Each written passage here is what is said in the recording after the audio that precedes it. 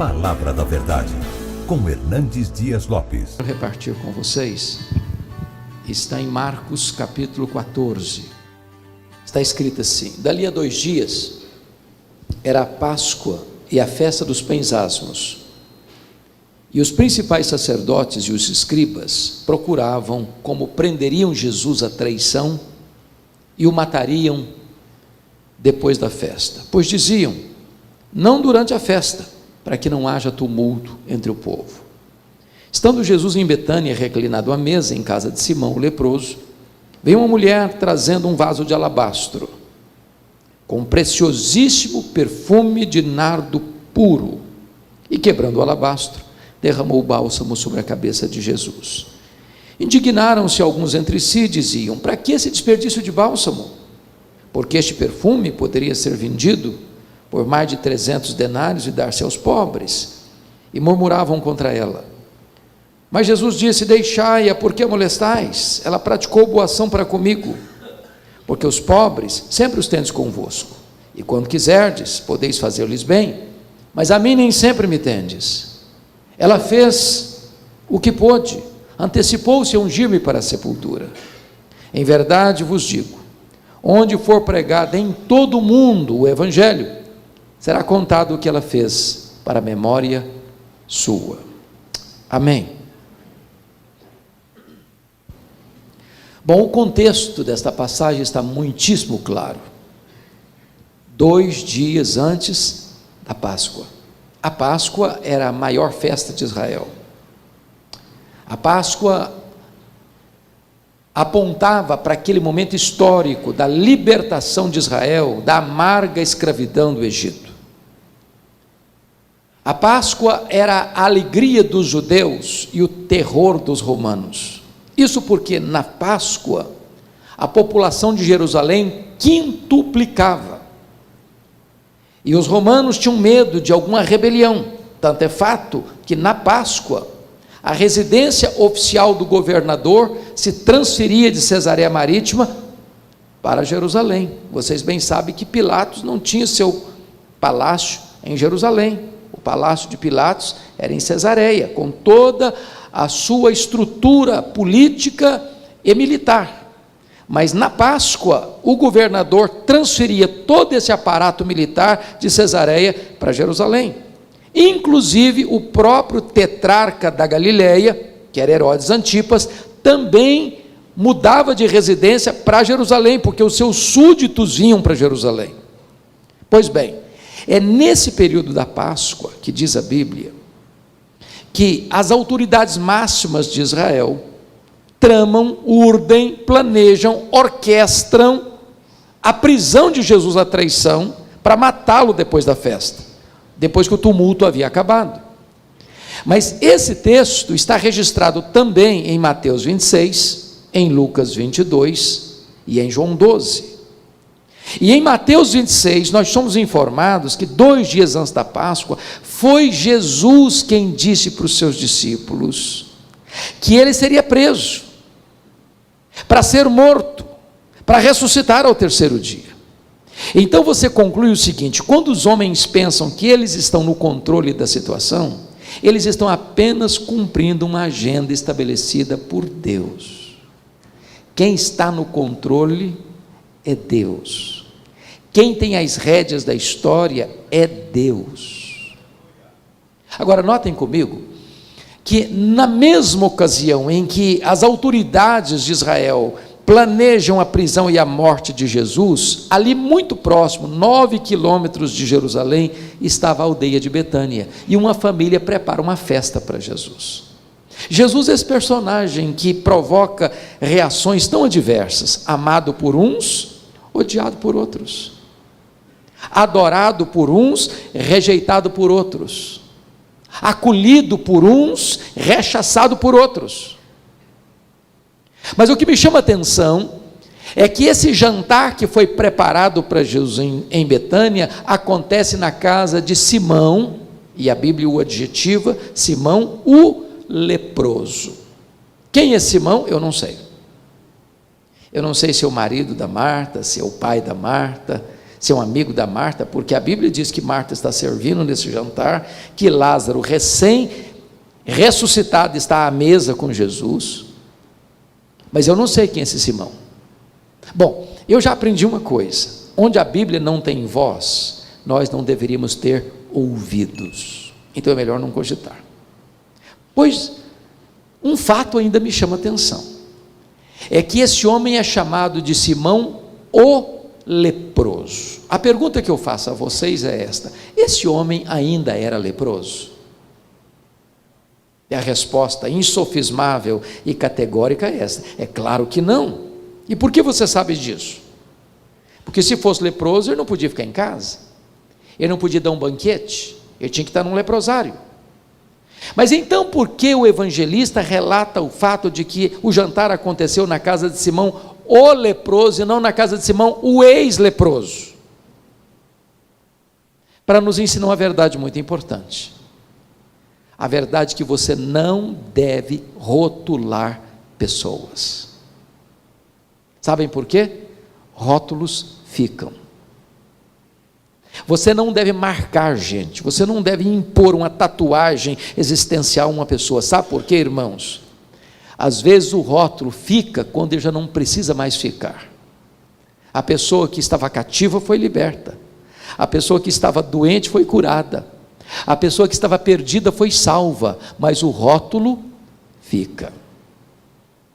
É curioso que nesse jantar, quem se destaca é uma mulher. É uma mulher. No registro de Mateus 26, essa mulher é incógnita. No relato de Marcos 14, o texto que lemos, essa mulher também não tem nome. No relato de Lucas 22, também essa mulher não tem nome. Ela é incógnita. Mas em João 12, o outro texto paralelo, essa mulher tem nome. Essa mulher é Maria, irmã de Marta e Lázaro. É curioso que Maria só aparece 3 vezes na Bíblia. 3 vezes. E nas 3 vezes que Maria aparece na Bíblia, ela está aos pés de Jesus. A primeira vez, em Lucas 10, aos pés de Jesus para aprender. Jesus estava na sua casa, e Marta estava muito aflita, ansiosa, correndo para lá e para cá, talvez preocupada com a refeição que devia servir a Jesus, enquanto Maria estava quedada aos pés de Jesus para aprender. Isso irrita Marta. Aponta Marta chamar a atenção até de Jesus: não vais falar aí com a minha irmã para se mexer, para se levantar e vir aqui me ajudar? E Jesus diz a Marta assim: Marta, Marta, andas ansiosa e preocupada com muitas coisas, uma coisa só é necessária, e Maria escolheu a boa parte, e esta não lhe será tirada. Aos pés de Jesus para aprender. A segunda vez que Maria aparece na Bíblia é para chorar. Está lá em João capítulo 11, ela está chorando aos pés de Jesus, a dor do luto. E sabe, irmãos, a dor do luto atinge todos nós. Num tempo ou noutro da vida, esta dor assola o nosso peito. E o único lugar onde nós encontramos consolo, refrigério e bálsamo para superar a dor do luto é aos pés de Jesus, aquele que é a ressurreição e a vida. Mas a terceira vez que essa mulher aparece na Bíblia é nesse texto e nos seus textos correlatos, e mais uma vez ela está aos pés de Jesus para agradecer. E a pergunta é: agradecer o quê? E o contexto é por demais eloquente para deixar dúvidas: agradecer o maior milagre público de Jesus, a ressurreição de Lázaro, seu irmão. E aqui há um fato que merece destaque. Quando Lázaro adoeceu, Jesus não estava em Betânia, ele estava numa outra região, um dia de viagem de Betânia a essa região. Quando Marta e Maria chamam um mensageiro e dizem assim para ele: vai lá, comunica a Jesus o seguinte recado: está enfermo aquele a quem amas. Não vale mais nada, só isso é suficiente. Não precisa dizer: vem depressa, tem urgência, preciso de ajuda. Só desse recado: está enfermo aquele a quem amas. Sabe por quê? Porque quem ama tem pressa em socorrer a pessoa amada. Agora notem comigo, quando o mensageiro chegou, Jesus disse para os seus discípulos assim: Lázaro morreu. Morreu que horas? Enquanto o mensageiro se dirigia para onde Jesus estava. Só que Jesus mandou um recado estranho para Marta. Vai lá e fala para Marta que esta enfermidade não é para a morte, é para a glória de Deus. Se o cara gastou um dia para ir e outro dia para voltar, quando chega, Lázaro não só está morto e sepultado. E aí o camarada chega atabalhoadamente e diz assim: ô Marta, Jesus mandou falar que esta enfermidade não é para a morte não, é para a glória de Deus, mas o Lázaro está morto e sepultado. Aí Jesus fica mais 2 dias onde estava. Se ele gastou um dia para ir, um dia. Jesus fica mais 2 dias, 3 dias. No 4º dia Jesus vai. Quando ele vai, Lázaro está morto e sepultado há quanto tempo? 4 dias. Por que Jesus esperou o 4º dia para ir? Indiferença? Falta de amor? Insensibilidade? Não. Havia uma crença entre os rabinos judaicos que um morto podia ressuscitar, e tinha relato de ressurreição, por meio de Elias, por meio de Eliseu. O próprio Jesus já tinha ressuscitado o filho da viúva de Naim e a filha de Jairo. Mas havia uma crença entre os rabinos que um morto podia ser ressuscitado até o 3º dia, Deus usando um personagem piedoso para fazer esse milagre. Mas a partir do 4º dia, impossível. Só o próprio Deus em pessoa podia descer e fazer esse milagre. Pois Jesus espera até o 4º dia, para que a nação de Israel se rendesse a essa verdade absoluta de que ele não era apenas um grande homem, mas o próprio Deus entre os homens.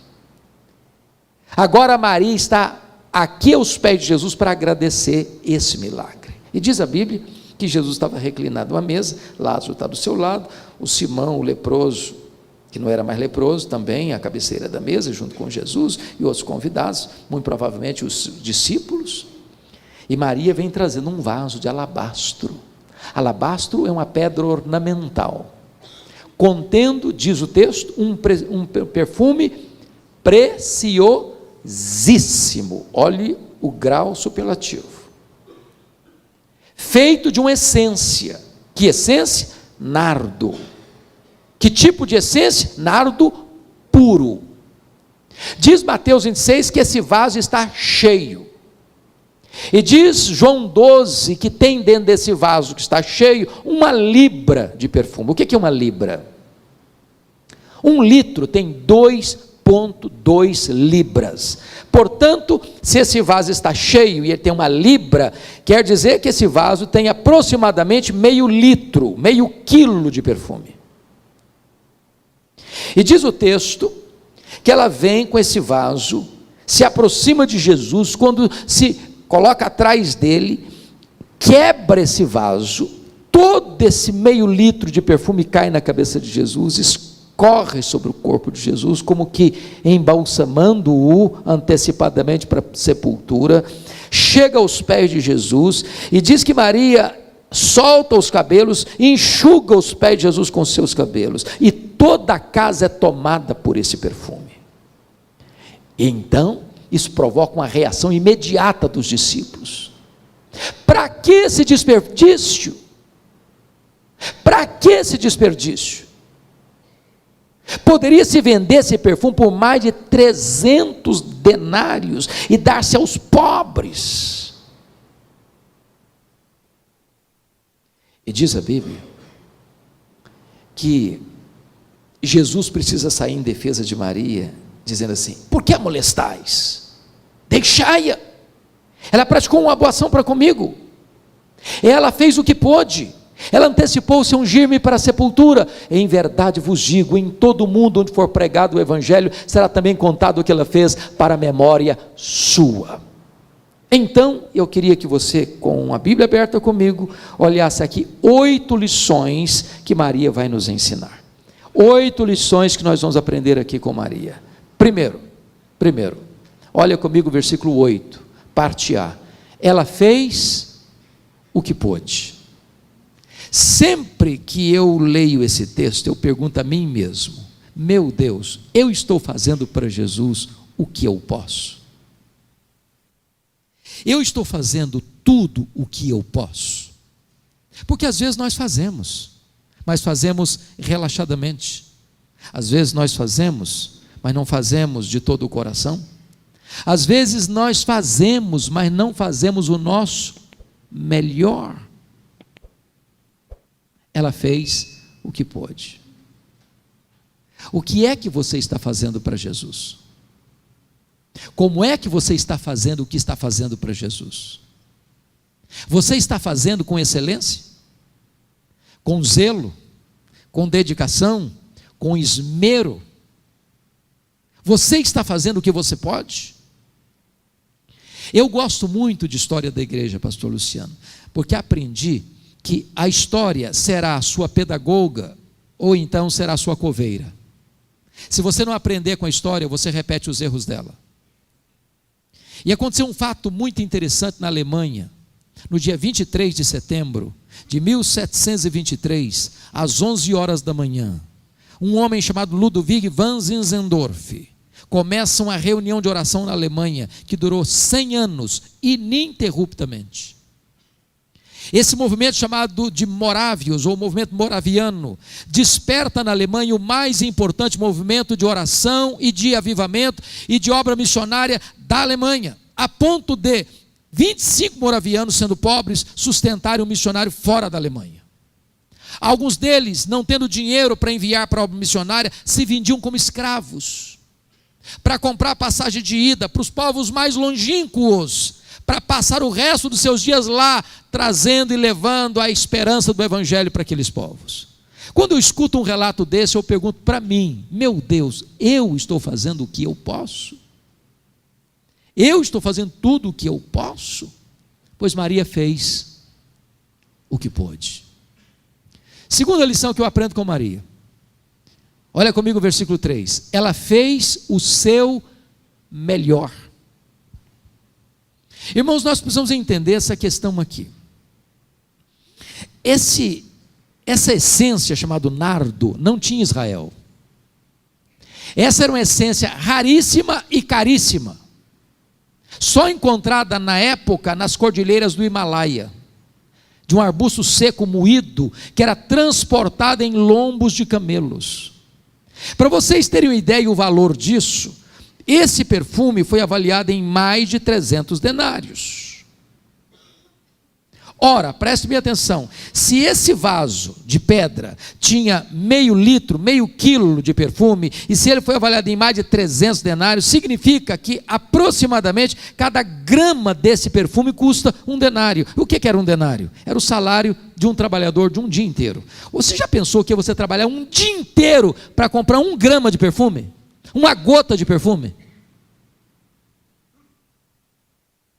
Agora pense comigo.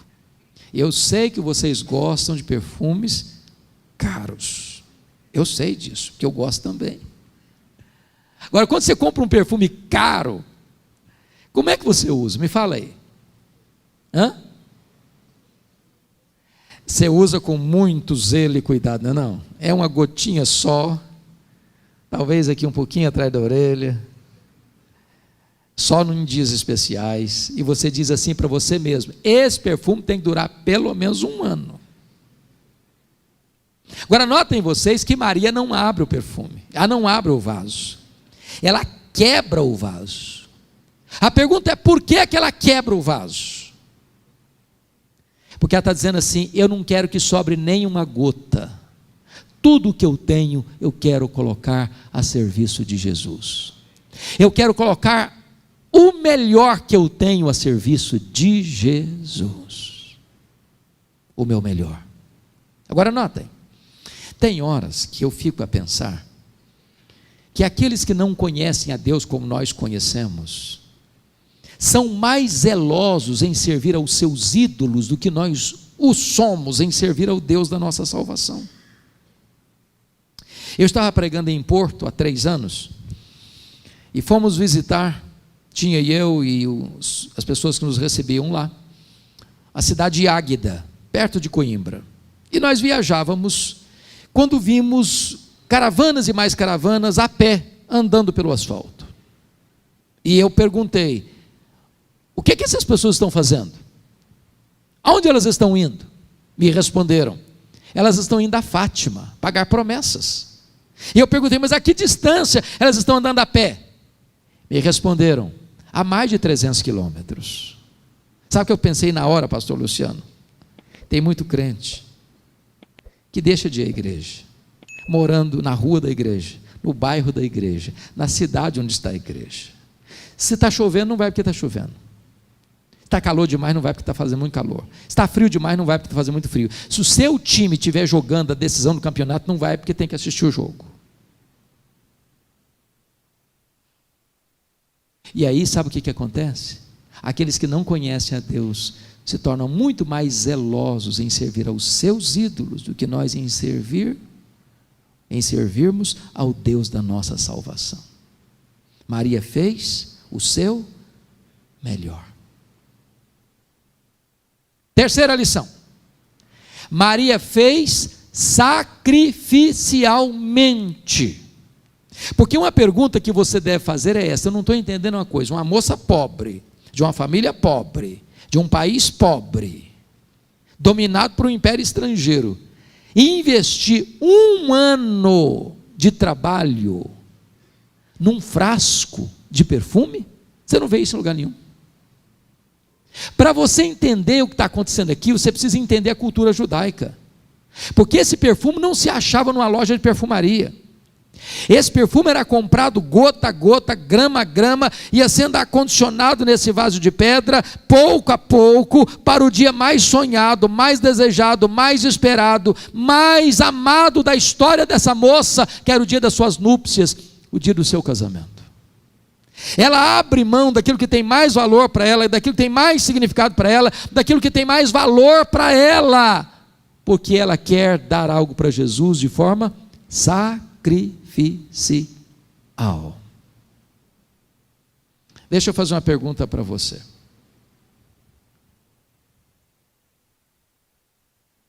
Qual foi a última vez que você fez uma oferta sacrificial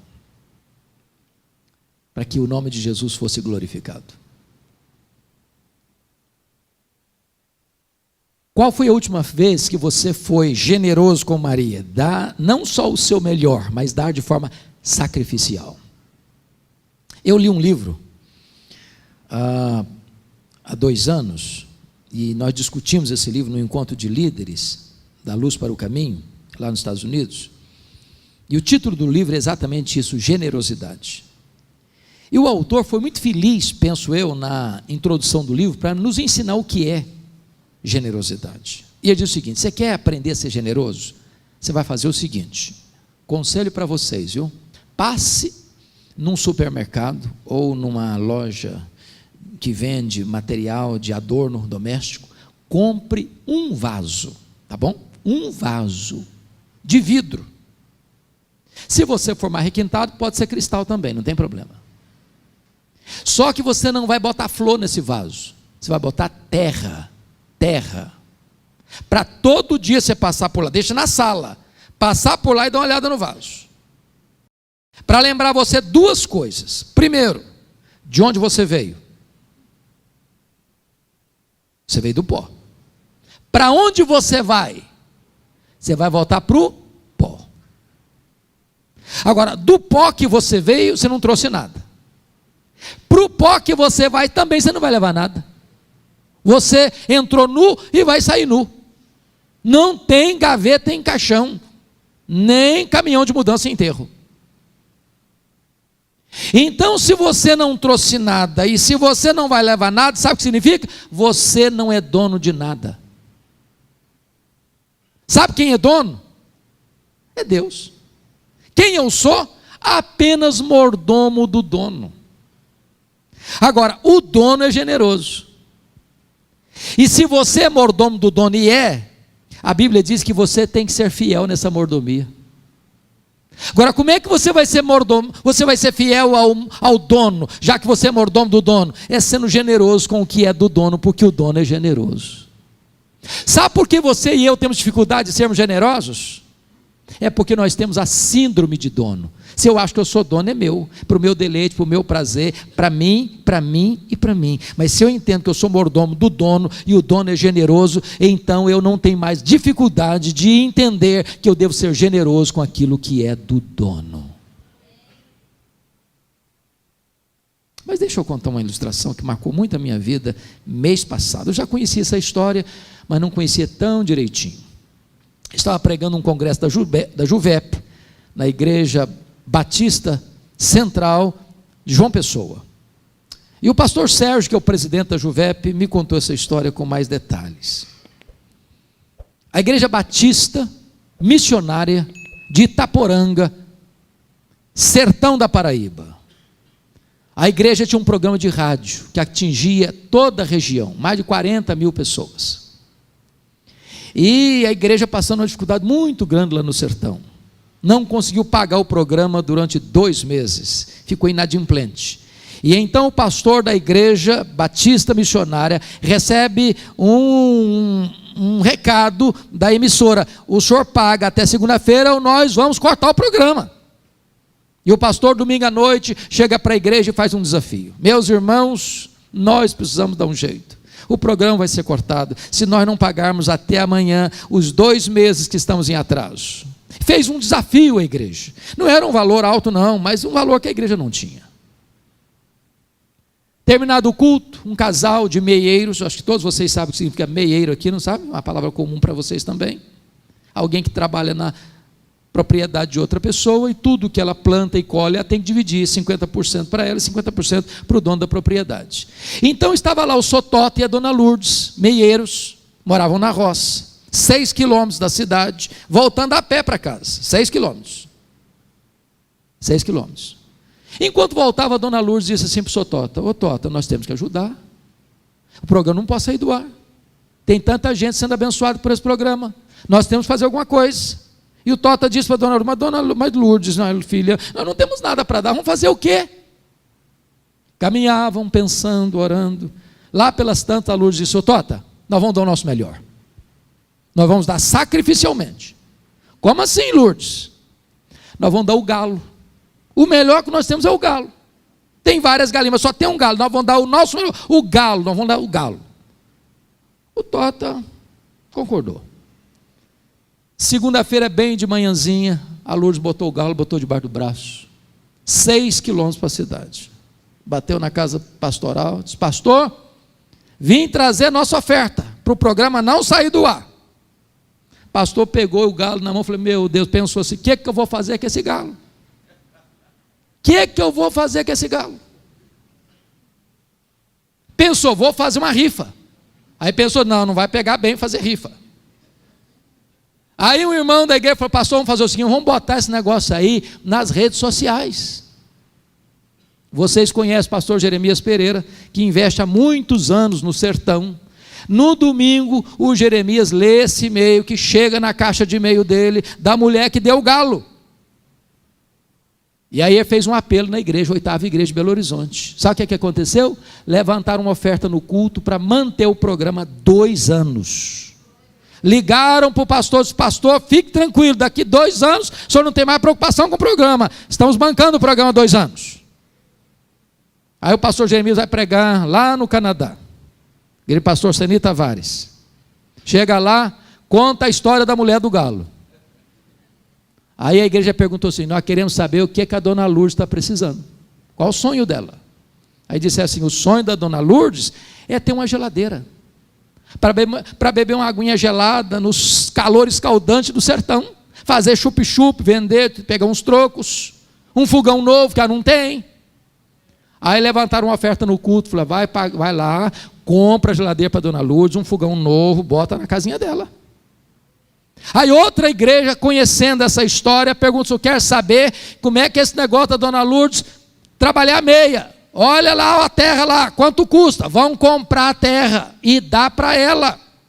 Comprar o sítio. passaram a escritura para o Sotota e a Dona Lourdes. Outra igreja ficou sabendo disso.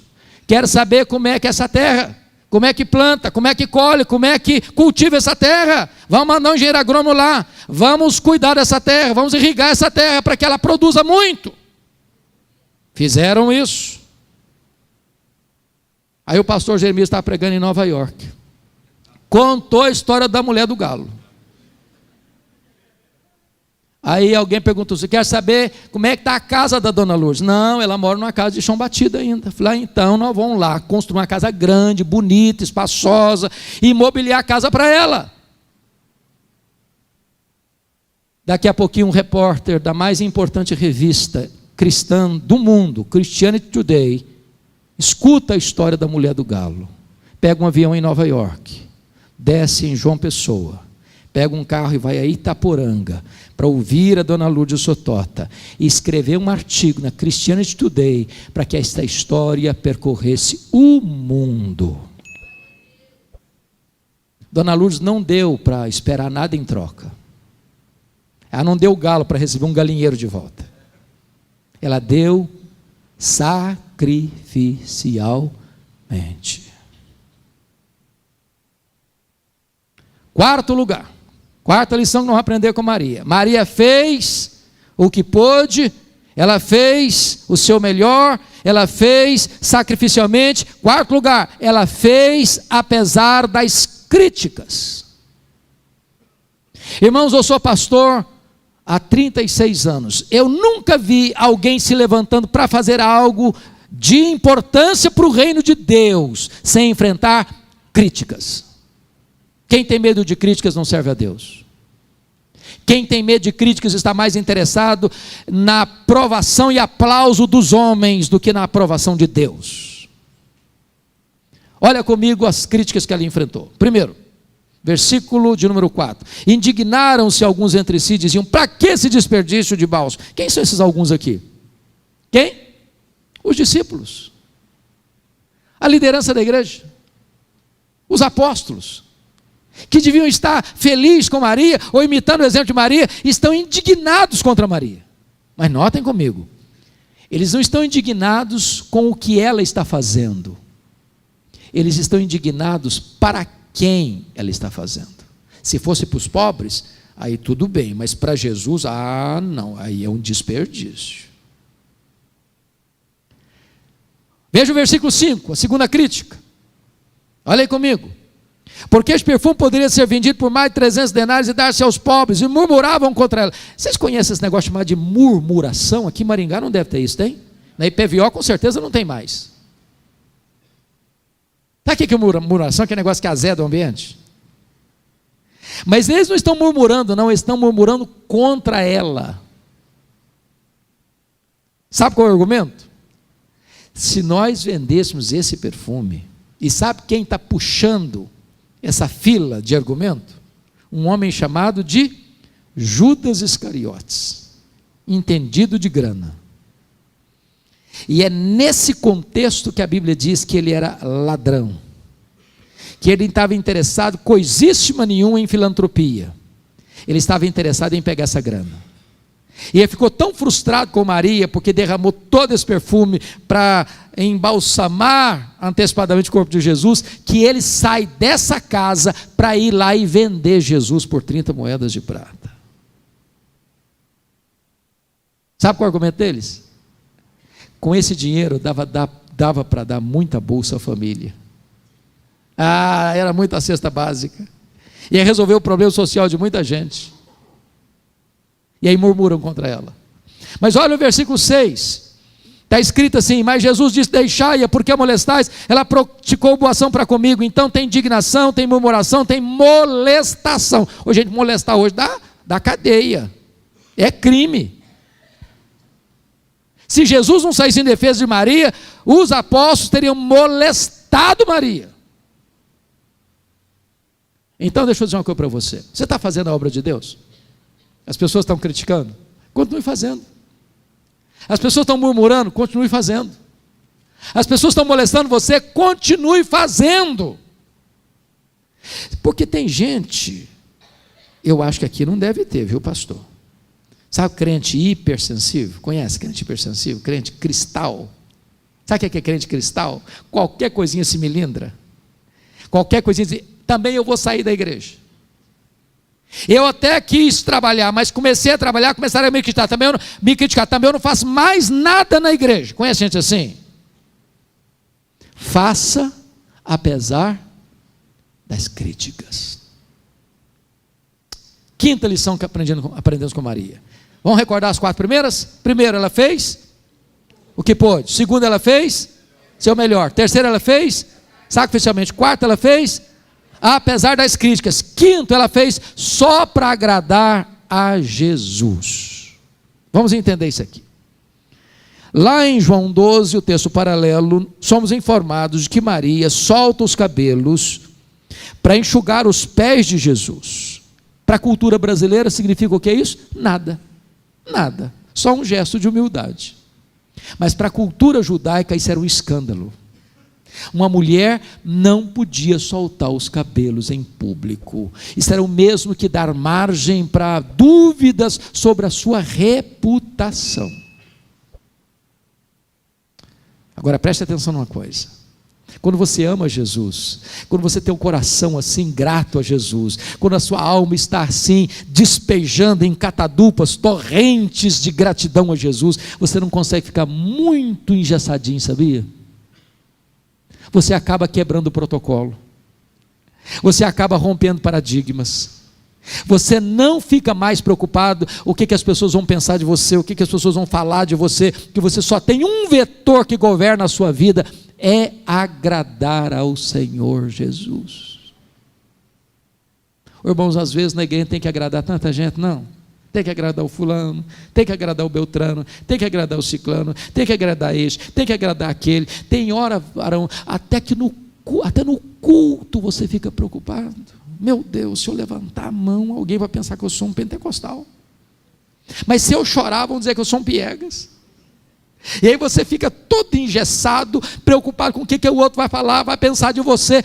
Uma coisa é muito importante: você e eu devemos agradar somente a Jesus. Eu não estou dizendo com isso que você está livre para desagradar todo mundo, não. O que eu estou dizendo para você é que o único vetor que deve governar a sua vida é agradar ao Senhor Jesus. Sexta lição. Ela fez a pessoa certa. Olha comigo os versículos de número 6 e 7. Mas Jesus disse: deixai-a, porque a molestais, ela praticou boa ação para comigo, porque os pobres sempre os tendes convosco, e quando quiserdes podeis fazer-lhes bem, mas a mim nem sempre me tendes. Vamos entender aqui. Jesus está defendendo aqui a causa, a tese de que os pobres não merecem atenção e prioridade na assistência, no cuidado, no zelo.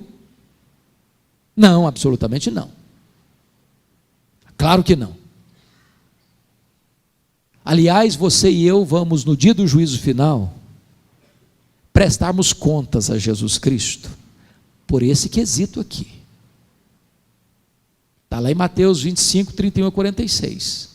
Quando ele vier na sua glória, vai se assentar no seu trono, vai julgar as nações, vai colocar uns à direita, dizendo: vinde bendito de meu Pai, e vai colocar outros à esquerda, dizendo: apartai-vos de mim, malditos. E as pessoas vão perguntar: e o que nós fizemos? Sabe o que elas fizeram? Nada, só deixaram de fazer. Jesus disse: eu estive com fome, não me deste comer, com sede, não me deste beber, nu e não me vestiste, forasteiro e não me abrigaste, doente não foste ver-me, e eu estava preso e não me visitaste.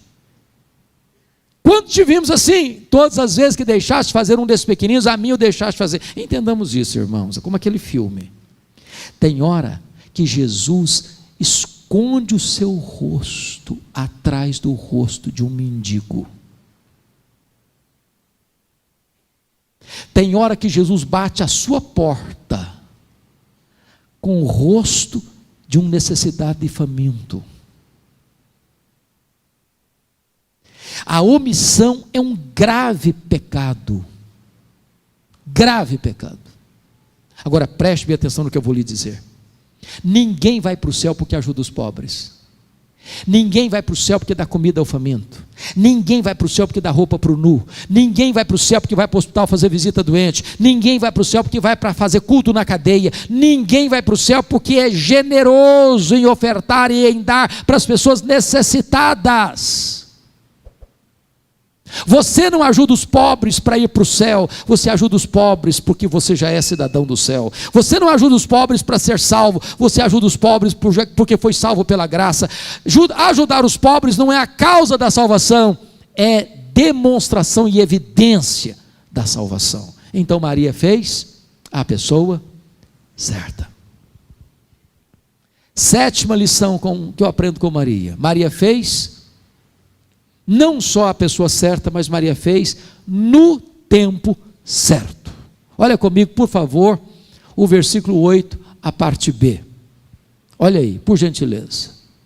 Ela fez o que pôde, antecipou-se a ungir-me para a sepultura. Vamos entender isso aqui. A Bíblia diz, a partir de Lucas 8, que algumas mulheres, e cito o nome de algumas delas, que foram curadas e libertas por Jesus, juntamente com outras mulheres, prestaram assistência financeira a Jesus. Eu acho isso lindo em Lucas. Lindo. Eu queria que um dia você lesse Lucas nessa perspectiva. Porque não foram os homens, foram as mulheres. Lucas 8. Só que quando você vai ler lá, Jesus está começando o seu itinerário evangelístico nas cidades da Galileia e Pérea. Sabe quantas cidades com mais de 15 mil habitantes existia só na Galileia naquela época? 215 cidades. 215. Agora pense comigo que tem Jesus, tem os 12 apóstolos, tem as mulheres e muitas outras mulheres, então era uma comitiva. Agora, estrutura, para quê? Para hospedagem, para comida, para roupa, para calçado. Não tinha hotel, não tinha pensão como hoje. Não era um trabalho fácil, não era um trabalho barato. E elas estão lá acompanhando e custeando Jesus, bancando o ministério de Jesus. Olha que coisa maravilhosa. Jesus podia multiplicar assim pão e peixe, até coisa mais gostosa. Ele podia falar, parece a roupa mais bonita, a minha túnica mais bonita. Nada disso, ele foi sustentado pelas mulheres. Quando Jesus vai subindo para Jerusalém, porque já tinha dito para os discípulos e essas mulheres, que ele seria preso em Jerusalém, que ele seria crucificado em Jerusalém, para ressuscitar o terceiro dia, essas mulheres sobem com ele. Quando Jesus foi crucificado, só tem João lá em cima, de apóstolo. Essas mulheres estão lá. Quando Jesus foi sepultado, não tem mais notícia, nem João está lá, nenhum discípulo está lá. Mas essas mulheres, agora preste atenção o que Lucas vai dizer. Essas mulheres viram onde e como Jesus foi sepultado. Repita comigo, onde e como. Agora, eu quero que vocês acompanhem meu raciocínio. Que horas Jesus morreu? 3 da tarde. Que horas ele foi sepultado? A Bíblia não diz, mas você sabe de uma coisa. Tem que ter sido antes das 6 da tarde. Começava o sábado, não podia fazer mais nada. Agora, quantas horas tem então entre a morte e o sepultamento? 3 horas. 3 horas é o tempo em que morreu. Ok, agora o que vamos fazer? Bom, o que vamos fazer? Bom, o que nós vamos fazer? O sábado vai chegar. Se ficar aqui em cima, vai ser comido por bicho. As aves vão comer. Então, vamos fazer o seguinte: nós temos que sepultar. E quem vai tomar essa decisão? Aí o José de Arimateia chega para o Nicodemos, os apóstolos não estão aqui, está todo mundo fugido, está todo mundo corrido. E nós vamos fazer. O que vão fazer? Você é senador, cara. Você é o José de Arimateia, você é membro do Sinédrio, você tem uma possibilidade, um texto da Bíblia que diz que ele era senador. Você vai lá, porque você é autoridade política, conversa lá com o nosso amigo governador Pôncio Pilatos, para que ele libere o corpo dele. Tem que pegar um documento escrito, chancelado, e aí com a permissão, tirar o corpo da cruz, e agora limpar o corpo, e corre lá no mercado, compra roupa, compra perfume lá, correndo, e aí vem e limpa o corpo, bota roupa, bota lençol, bota perfume, vão correndo, o sábado está chegando, bota lá no sepulcro, fecha, ufa, Deu tempo. As mulheres viram o quê? Onde e como. Deixa eu encher a bola das mulheres agora um pouquinho só. Mulher não gosta de nada, o quê? Mal feito. Não gosta. Sabe como é que foi feito? Apressadamente. E elas viram onde e como. Pensaram assim, não está bem feito esse serviço. Sabe o que vão fazer? A hora que passar o sábado, nós vamos correr no mercado, vamos comprar perfume e vão fazer esse serviço direito.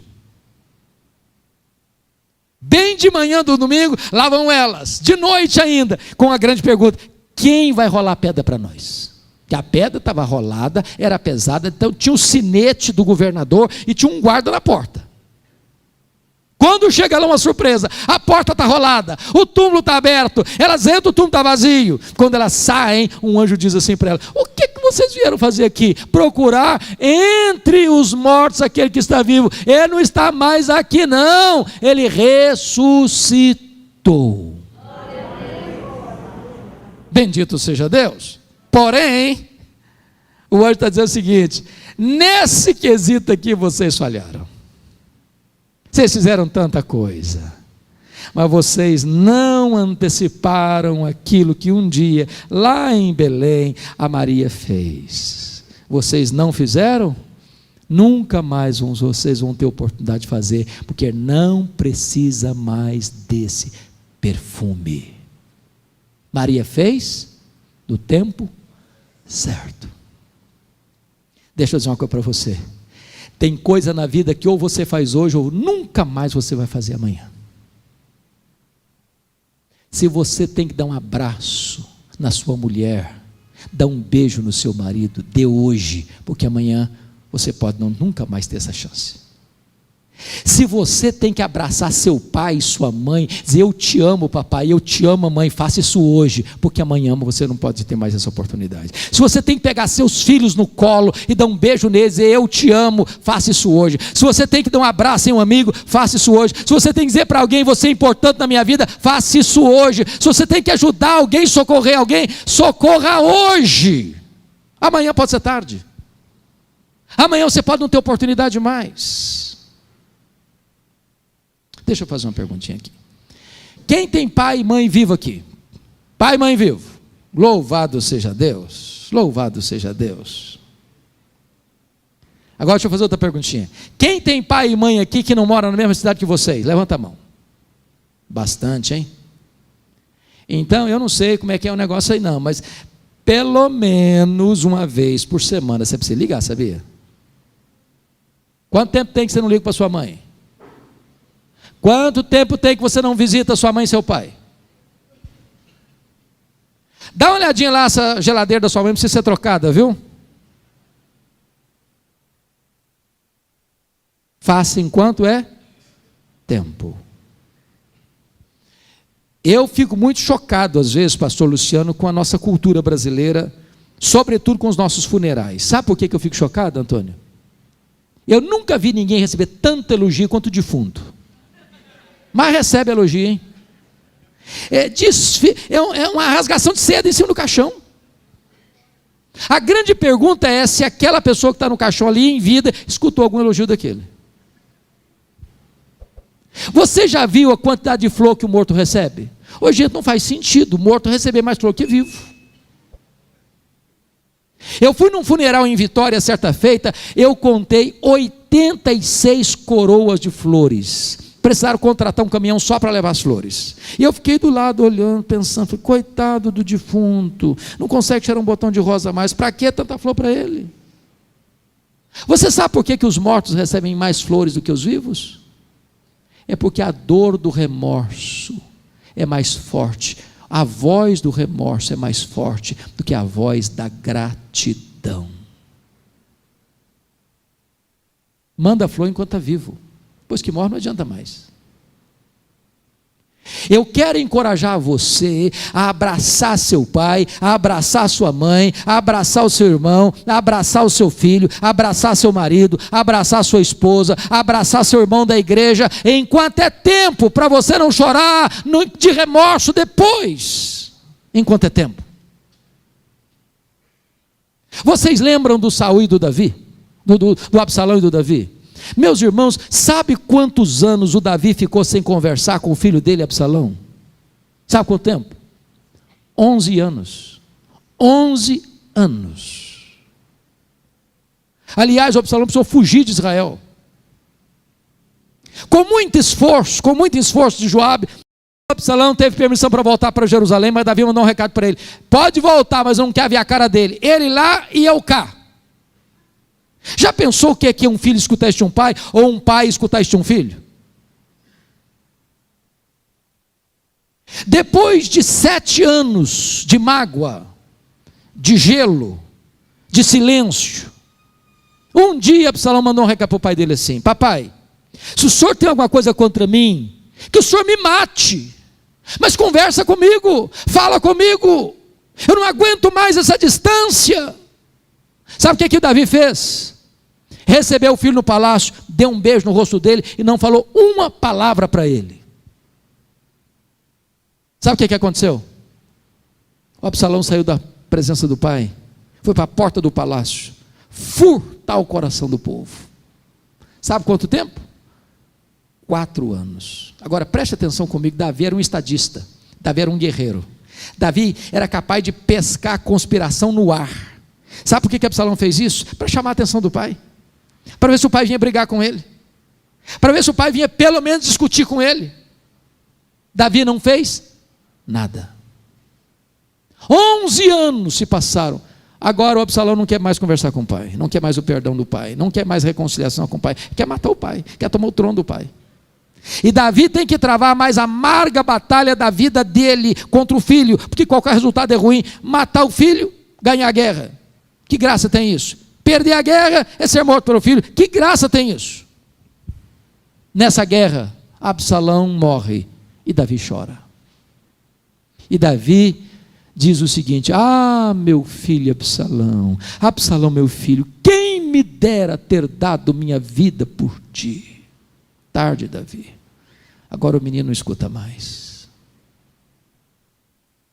Eu quero encorajar você em nome de Jesus a valorizar seu pai, a valorizar sua mãe, a valorizar seu filho, a valorizar sua filha, a valorizar seu irmão, a valorizar sua família, a valorizar as pessoas que você ama. Não fique gelado, não fique frio. Se você tem que fazer alguma coisa, faça hoje, para você não chorar a dor do remorso amanhã. Última lição. Vamos repetir as 7 primeiras? Vamos lá? Ela fez o que pôde. Ela fez o melhor. Ela fez sacrificialmente. Ela fez, apesar das críticas. Ela fez só para agradar a Jesus. Ela fez a pessoa certa. Ela fez no tempo certo. 8º lugar, ela fez com reflexos para a eternidade. Olha o versículo 9. Jesus diz assim: em verdade vos digo, em todo mundo onde for pregar o evangelho, será contado o que ela fez para a memória sua. Pense comigo nisso. O que aconteceu dentro de uma casa pequena, humilde, na aldeia de Betânia, no recesso daquele lar, é contado dos eirados da história e trombeteado nos ouvidos do mundo. Hoje, 29 de abril de 2018, essa profecia de Jesus se cumpre mais uma vez no templo da Igreja Presbiteriana de Vila Operária, Maringá, Paraná, Brasil. A grande pergunta hoje é esta: o que é que você está fazendo hoje que vai ter reflexo nas futuras gerações? Nós estamos vivendo uma geração egoísta demais, só olha para o seu umbigo, só pensa em si. E eu quero terminar essa mensagem de hoje trazendo 2 exemplos. E quem foi para o acampamento, me perdoe, mas eu vou repetir um dos exemplos que eu dei no acampamento. Eu vou dar um exemplo negativo e vou dar um exemplo positivo. O negativo eu vou tirar da Bíblia, o positivo eu vou tirar da história da igreja. O negativo é do rei Ezequias. Diz a Bíblia que Ezequias está lá em 2 Reis, capítulo 20, começou a reinar com 25 anos, reinou 29 anos, morreu com 54 anos. A Bíblia diz que 14 anos depois que começou a reinar, tornou-se um homem rico, opulento, poderoso, um grande exército, grandes construções, fez reformas extraordinárias em Judá, experimentou um grande reavivamento espiritual. Mas diz a Bíblia que quando ele estava no auge do seu governo, com 39 anos de idade, ele enfrenta dois problemas: um ataque político do grande e poderoso Império Assírio, que entrincheira Jerusalém e manda um recado insolente para ele: se renda, porque Deus nenhum poderá livrar você da minha mão. Se não bastasse isso, com 39 anos de idade, ele enfrenta uma doença mortal, e Deus manda o profeta Isaías na casa dele, com um recado: põe em ordem a tua casa, porque morrerás e não viverás. Diz a Bíblia que o rei chorou, que o rei orou, e que Deus ouviu a oração, que Deus viu as lágrimas, que Deus atendeu rapidamente, e o profeta não tinha saído da cidade ainda, quando Deus disse para ele: Isaías, volta lá para falar para Ezequias, príncipe do meu povo, que eu ouvi as suas lágrimas, que eu ouvi a sua oração, que eu vou curá-lo da sua doença, que eu vou libertá-lo do poder da Síria, e no terceiro dia ele subirá à casa do Senhor. Quando o profeta chegou, deu o recado para ele, o rei perguntou: que sinal Deus vai me dar que ele vai me curar? E o profeta perguntou: o que você quer? Que a sombra do relógio de Acais retroceda 10 graus ou avance 10 graus? O rei pensou: já que Deus vai fazer um milagre, eu quero um milagre maior. Relógio anda para frente, mas relógio não dá marcha ré, então eu espero que o relógio retroceda 10 graus. E Deus interferiu na estrutura do universo para atender à necessidade do rei Ezequias, respondendo à oração de Isaías. Sabe o que aconteceu? Em vez do rei, ao receber esse duplo milagre, se humilhar, diz a Bíblia que o coração dele se exaltou. Exaltou. Preste muita atenção nisso. Sabe quem abençoa a gente? Deus. Sabe quem dá saúde? Deus. Sabe quem dá prosperidade? Deus. Sabe quem promove você? Deus. Sabe quem leva você para frente? Deus. Então cuidado com orgulho. Cuidado com orgulho. O coração dele se exaltou. Sabe o que Deus fez? Deus mandou o profeta de novo na casa dele. Porque ele tinha recebido uma comitiva da Babilônia. O rei da Babilônia, ao ouvir esse milagre, escreveu uma carta, comprou presentes, mandou para ele, para congratular-se com ele. Quando ele recebeu essa comitiva da Babilônia, ele abriu a sua casa, ele abriu os seus tesouros, ele abriu o seu palácio, ele mostrou sua riqueza, ele mostrou sua fortuna, ele mostrou seu arsenal bélico, ele mostrou tudo que ele tinha, a glória dele, o poder dele, a fama dele, e não deu uma palavra de agradecimento a Deus. Aí o profeta chegou e perguntou assim: estou sabendo que você recebeu visita internacional? Recebi uma comitiva. E de onde era? Lá da Babilônia. E aí o que você fez? Eu mostrei tudo que eu tenho, abri tudo, não escondi nada, a minha casa, meus tesouros, meu arsenal, tudo eu mostrei. Mostrei quão grande eu sou. Aí o profeta disse: pois agora você vai escutar a palavra do Senhor. Essa Babilônia amanhã vai ser um grande império. Sabe o que vai acontecer? Essa Babilônia vai voltar e vai saquear tudo que você e seus pais antes de você juntar, tudo, vai levar tudo embora. Segundo, dos filhos que tu gerares vão ser levados cativos para a Babilônia. Terceiro, dos filhos que tu gerares vão ser feitos eunucos para servirem no palácio. Eles vão ser castrados, eles não vão poder gerar. Isso aqui é uma tragédia mal que essa. Sabe qual foi a resposta do rei para o profeta? Boa é esta palavra que tu disseste. Espera um pouquinho só. Acho que você não entendeu o que eu falei. Eu estou falando que a Babilônia vai tomar tudo, que os seus filhos vão ser escravos, que os seus filhos vão ser castrados, e você vem me dizer que boa essa palavra. Você entendeu o que eu falei? E ele justificou e disse assim: boa esta palavra que tu disseste, porque pelo menos eu terei paz nos meus dias. Sabe o que ele está dizendo, trocando em miúdos? Quando isso acontecer, eu já empacotei. Quando isso acontecer, eu não estou mais aqui para contar a história. Depois que eu morrer, que se dane as futuras gerações, eu não estou nem aí. Triste, não? Muito triste. Quero dizer para você, pai, para você, mãe, para você, avô, para você, avó, que você precisa estar comprometido com as futuras gerações, que você não pode abrir mão da salvação de seus filhos, que você não pode sair da brecha até que seus filhos sejam resgatados.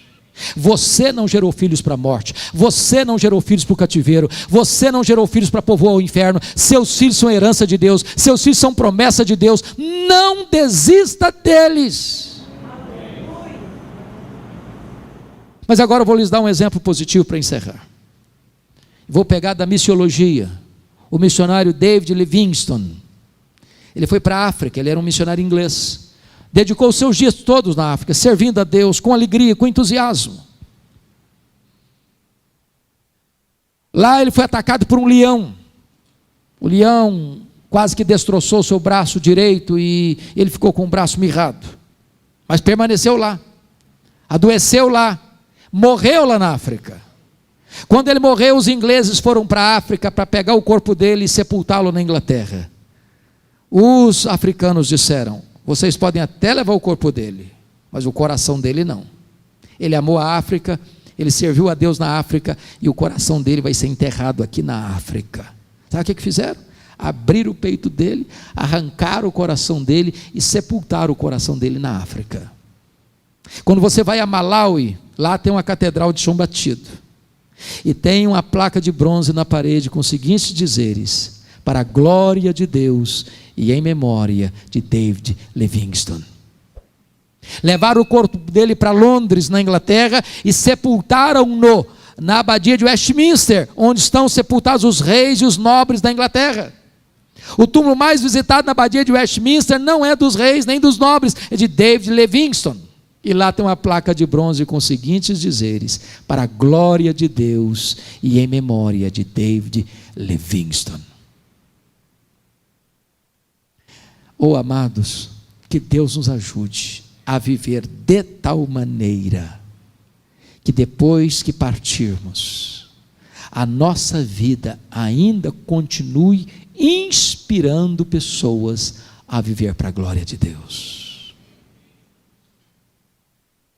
Que Deus nos ajude a imitar essa mulher que viveu aos pés de Jesus, para aprender, para chorar e para agradecer, fazendo o que pôde, fazendo o seu melhor, fazendo sacrificialmente, fazendo apesar das críticas, fazendo só para agradar a Jesus, fazendo a pessoa certa, no tempo certo, com reflexos para a eternidade.